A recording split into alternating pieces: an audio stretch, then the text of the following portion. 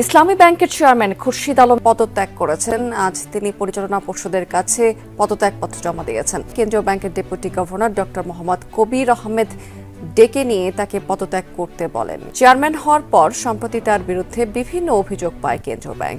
নিজের পকেটের টাকা নয়, বরং ব্যাংকের টাকা দিয়েই ব্যাংক দখল। শুনতে অবিশ্বাস্য মনে হলেও দেশের অন্যতম শীর্ষ আর্থিক প্রতিষ্ঠান ইসলামী ব্যাংকে ঠিক এই কায়দাতেই ছড়ি ঘুরিয়েছে বিতর্কিত এস আলম গ্রুপ। দেশের সবচেয়ে বড় ও আর্থিক দিক থেকে শক্তিশালী ইসলামী ব্যাংক নিয়ে যেন অস্থিরতা কাটছেই না। ব্যাংকটির নতুন চেয়ারম্যান নিয়োগকে কেন্দ্র করে ফের অস্থিরতা দেখা দিয়েছে। বিক্ষুব্ধ গ্রাহকরা ব্যাংকটির নতুন পরিচালনা পর্ষদের সাথে এস আলমের সংশ্লিষ্টতার অভিযোগ তুলেছেন। আমরা ইসলামী ব্যাংকের আন্দোলন থেকে এই দেশে বর্তমানে যারা সরকার পরিচালনা করছে, যদি প্রয়োজন হয় আমরা এই সরকার পতনের আন্দোলনের ডাক দিতে বাধ্য হব। চেয়ারম্যানের নিয়োগ বাতিলের দাবিতে আজ ইসলামী ব্যাংকের সামনে মানববন্ধন করেছেন সচেতন গ্রাহক ফোরাম ব্যানারে আন্দোলনকারীরা। ব্যাংকটির প্রধান কার্যালয়ের সামনে পুলিশ ও আন্দোলনকারীদের মধ্যে দফায় দফায় ধাওয়া পাল্টা ধাওয়া হয়। পরিস্থিতি নিয়ন্ত্রণে খুরশিদ আলমের নিয়োগ বাতিল ঘোষণা দিয়েছে বাংলাদেশ ব্যাংক। ইসলামী ব্যাংকের নতুন চেয়ারম্যানের নিয়োগ বাতিলের দাবিতে গ্রাহকদের মানববন্ধনে বেধড়ক লাঠিচার্জ ও টিয়ারশেল ছুড়েছে পুলিশ। এক পর্যায়ে দফায় দফায় ধাওয়া পাল্টা ধাওয়ায় রণক্ষেত্রে পরিণত হয় রাজধানীর মতিঝিল। উদ্ভূত পরিস্থিতিতে বাংলাদেশ ব্যাংক বলছে নতুন চেয়ারম্যানের নিয়োগ বাতিল হবে। দর্শক, এই মুহূর্তে পাওয়া সবচেয়ে বড় ব্রেকিং নিউজ, ইসলামী ব্যাংকের চেয়ারম্যান খুরশিদ আলম জনগণের চাপের মুখে পড়ে ইতিমধ্যেই কিন্তু পদত্যাগ করতেছে। এবং যেই ইসলামী ব্যাংক ছিল শুধুমাত্র বাংলাদেশে নয়, পুরো বিশ্বের ভিতরে এক নাম্বার এবং লাখো মানুষের ভবিষ্যৎ, সেই ইসলামী ব্যাংকে নিয়ে আলোচনা এবং সমালোচনার তুলপাল শুরু হয়ে গিয়েছে। এবং শুধুমাত্র তাই নয়, শেখ হাসিনার আমলে প্রভাবশালী এক ব্যাংক ছিল এই ইসলামী ব্যাংক এবং এক নম্বরে ছিল ইসলামী ব্যাংক। এবং সেটাই কিন্তু সহ্য হয় নাই শেখ হাসিনার। এবং শেখ হাসিনা এটা সহ্য করতে না পেরে ইসলামী ব্যাংককে নিয়ে অনেক ধরনের ষড়যন্ত্র করেছে এবং মাস্টার প্ল্যানিং করে শেখ হাসিনা তাদের অনেক কাজ বন্ধ করে দিয়েছে। এবং শেখ হাসিনা চলে যাওয়ার পরে অন্তর্বর্তী সরকার আসার পরে ইসলামী ব্যাংককে নিয়ে আবারও আলোচনায় সমালোচনার ঝড় উঠেছে। এবং তারই কারণে ডাক্তার ইউনূস ইসলামী ব্যাংককে নিয়ে আবারও নতুন করে কাজ শুরু করেছে ইসলামী ব্যাংকের আগেরই কর্মকর্তা এবং কর্মচারীদেরকে নিয়ে। কিন্তু এবার নির্বাচনের পরে ক্ষমতাশালী দল বিএনপি ক্ষমতায় আসার পরে ইসলামী ব্যাংককে নিয়ে আবারও আলোচনা এবং সমালোচনা শুরু হয়ে গেছে। কারণ ক্ষমতাশালী দলেরা নিজের পকেটের টাকা দিয়ে নয়, ইসলামী ব্যাংকে টাকা দিয়ে ইসলামী ব্যাংকে দখল করেছে। এবং তারই কারণে সারা বাংলাদেশের মানুষ রাজপথে ঝাঁপিয়ে পড়েছে এবং জনগণের চাপের মুখে পড়ে ইসলামী ব্যাংকের চেয়ারম্যান খুরশিদ আলম ইতিমধ্যেই কিন্তু পদত্যাগ করতেছে। তো দর্শক, এই বিষয়ে ভিডিও শুরুতে শিরোনামের মাধ্যমে কিছু অংশ দেখেছেন, এখন দেখবেন পুরো ভিডিও জুড়ে বিস্তারিত। তার আগে সবাই কাছে একটা অনুরোধ করব, যারা আমার চ্যানেল নতুন আসছেন অবশ্যই চ্যানেলটা সাবস্ক্রাইব করে দিবেন, পাশে থাকা বেল আইকনটি অল ক্লিক করে বাজিয়ে দিবেন। তো দর্শক, চলেন আমরা দেখব ইসলামী ব্যাংকের চেয়ারম্যান খুরশিদ আলম যে ইতিমধ্যে পদত্যাগ করতেছে জনগণের চাপের মুখে পড়ে, সেটা আমরা দেখার আগে দেখব ইসলামী ব্যাংককে নিয়ে কারা কারা ষড়যন্ত্র করতেছে, লাখ লাখ মানুষের ভবিষ্যৎকে নষ্ট করতেছে, সেটা আমরা দেখে পরবর্তী ওই বিষয়টি দেখব। সবাই ধৈর্য ধরে একটি লাইক দিয়ে সম্পূর্ণ ভিডিওটা দেখতে থাকুন এবং আপনার মতামত অবশ্যই কমেন্ট বক্সে লিখতে থাকুন। বাংলাদেশের ব্যাংক খাতের ইতিহাসে যদি কোনো নামকে ব্যাংক মাফিয়া বলা হয়, তাহলে সবার আগে আসে এস আলম গ্রুপের চেয়ারম্যান সাইফুল আলম মাসুদের নাম। একের পর এক ব্যাংক দখল, হাজার হাজার কোটি টাকার ঋণ কেলেঙ্কারি, নিজের নিয়ন্ত্রণাধীন ব্যাংক থেকে বেনামে টাকা সরানো, বিদেশে অর্থ পাচারের অভিযোগ, সব মিলিয়ে তাকে অনেকে তুলনা করেন সিনেমার সেই অন্ধকার চরিত্রগুলোর সঙ্গে যারা বন্দুক ছাড়াই পুরো সিস্টেম দখল করে নেয়। ইসলামী ব্যাংক বাংলাদেশ পিএলসি ছিল সেই সাম্রাজ্যের সবচেয়ে বড় শিকার, যে ব্যাংক একসময় দক্ষিণ এশিয়ার সবচেয়ে বড় শরিয়া ভিত্তিক ব্যাংক হিসাবে পরিচিত ছিল। সেটিকেই 2017 সালের এক নাটকীয় দিনে দখল করা হয় গোয়েন্দা সংস্থার ছায়ায়। আর সেই গল্পটাই যেন রাজনৈতিক থ্রিলার সিনেমার চেয়েও ভয়ঙ্কর। হাসিনা পালিত ব্যাংক মাফিয়া এস আলম শুধু ব্যাংক দখলে থেমে থাকেননি, দখল করে নিয়েছিলেন বাংলাদেশের অন্যতম জনপ্রিয় প্রথম সারির গণমাধ্যম 21 টেলিভিশনকে। প্রতিষ্ঠানটির চেয়ারম্যান ও সিইও আব্দুস সালামকে চক্রান্ত করে কারাগারে পাঠিয়ে দখল করে নেওয়া হয় কোটি মানুষের কণ্ঠস্বরের প্রতিনিধিত্বকারী এই টেলিভিশনটিকে। দৈনিক প্রথম আলোর প্রতিবেদনে উঠে এসেছে সেই ধারাবাহিক ঘটনার অনুসন্ধান। 2017 সালের 5 জানুয়ারি ঢাকার 5 তারকা hotel Radisson blue Dhaka water garden. ইসলামী ব্যাংকের বোর্ড সভা হওয়ার কথা ছিল মতিঝিলে ব্যাংকের নিজস্ব ভবনে, কিন্তু হঠাৎ নির্দেশ আসে সভা হবে রেডিসনে। কেউ বুঝতে পারেনি এটি আসলে একটি ব্যাংকের ক্ষমতা হস্তান্তর অনুষ্ঠান। সভা শুরু হতেই কয়েকজন অপরিচিত ব্যক্তি ঢুকে পড়ে। একজন পরিচালক রেগে উঠে বলেন, এই আপনারা কারা?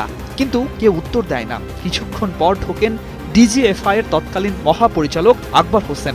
তার পাশেই বসেন এস আলম গ্রুপের চেয়ারম্যান সাইফুল আলম। সেই মুহূর্তে বোর্ড রুমটি কোনো এক ব্যাংকের সভাকক্ষ ছিল না, সেটি যেন হয়ে উঠেছিল রাষ্ট্রীয় শক্তির ছায়ায় পরিচালিত এক দখল অভিযানের মঞ্চ।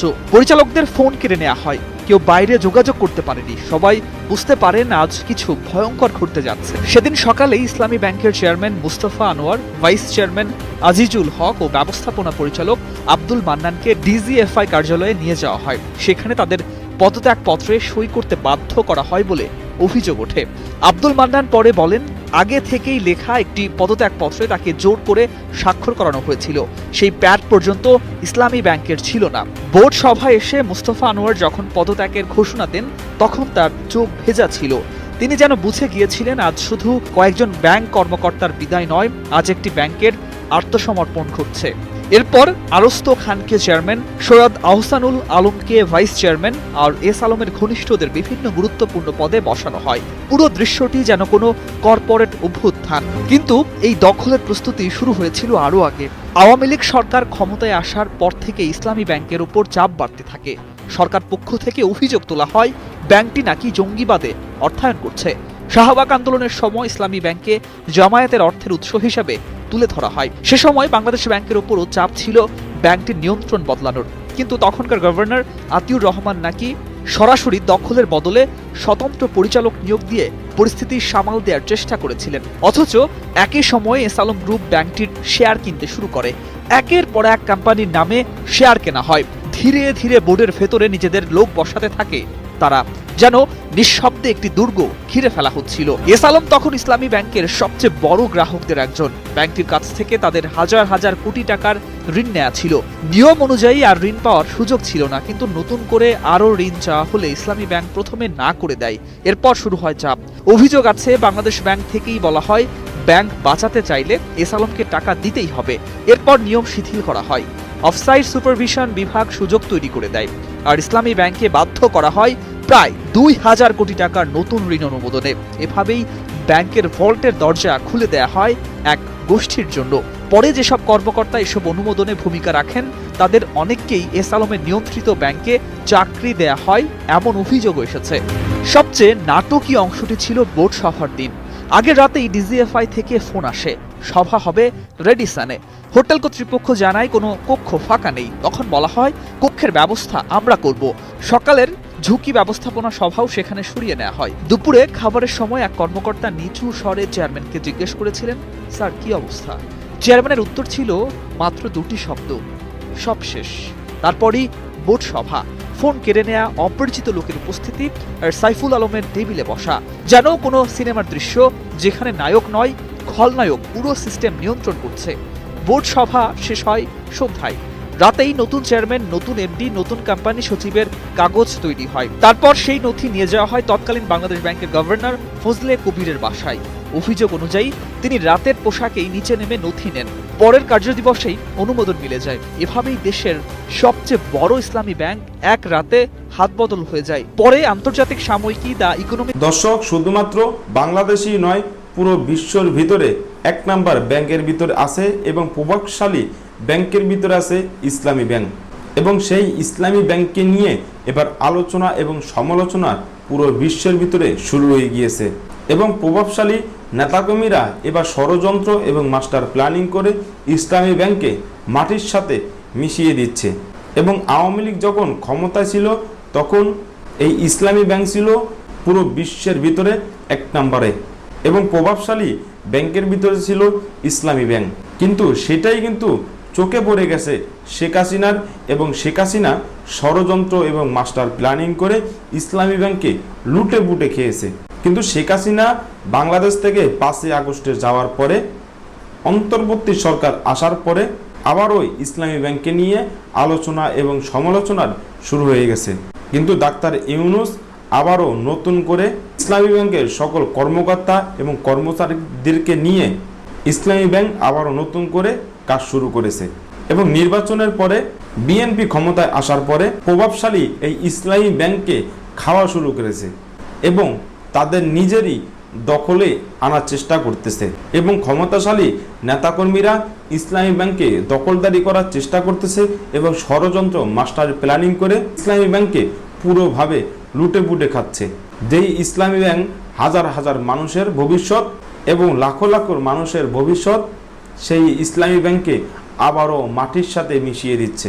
কারণ ইসলামী ব্যাংক হাজারো বাধার পরে আবারও আস্তে আস্তে একটু একটু করে আবারও উপরের দিকে যাওয়ার চেষ্টা করতেছে, কিন্তু ক্ষমতাশালী নেতাকর্মীরা আবারও নিচের দিকে টেনে নামিয়ে দিচ্ছে, যা এই দেশের মানুষের ভবিষ্যৎকে নষ্ট করা। এবং শুধুমাত্র তাই নয়, ইসলামী ব্যাংকের সাথে এই দেশের সাধারণ মানুষ হাজার হাজার নয় লাখে লাখে জড়িত আছে। এবং এই ইসলামী ব্যাংক যদি না থাকে এবং ক্ষমতাশালী নেতাকর্মীরা ইসলামী ব্যাংককে পুরোভাবে ধ্বংস করে দেয়, তাহলে এই দেশের সাধারণ জনগণের এবং সাধারণ মানুষের কি হবে এবং তাদের ভবিষ্যতের কি হবে। এবং ক্ষমতাশালী নেতাকর্মীরা নিজের পকেটের টাকা দিয়ে নয়, ব্যাংকের টাকা দিয়েই ব্যাংক দখলদারি করার চেষ্টা করতেছে। এবং তারই কারণে এই দেশের সাধারণ জনগণ রাজপথে ঝাঁপিয়ে পড়েছে এবং জনগণের চাপের মুখে পড়ে ইসলামী ব্যাংকের চেয়ারম্যান খুরশেদ আলম ইতিমধ্যে কিন্তু পদত্যাগ করতেছে। তো দর্শক, আজকে এই পর্যন্ত রইল। পরবর্তী ভিডিও নিয়ে আবারও আসবো আপনাদের সামনে। সবাই ভালো থাকবেন, সুস্থ থাকবেন। সবাইকে আল্লাহ হাফিজ।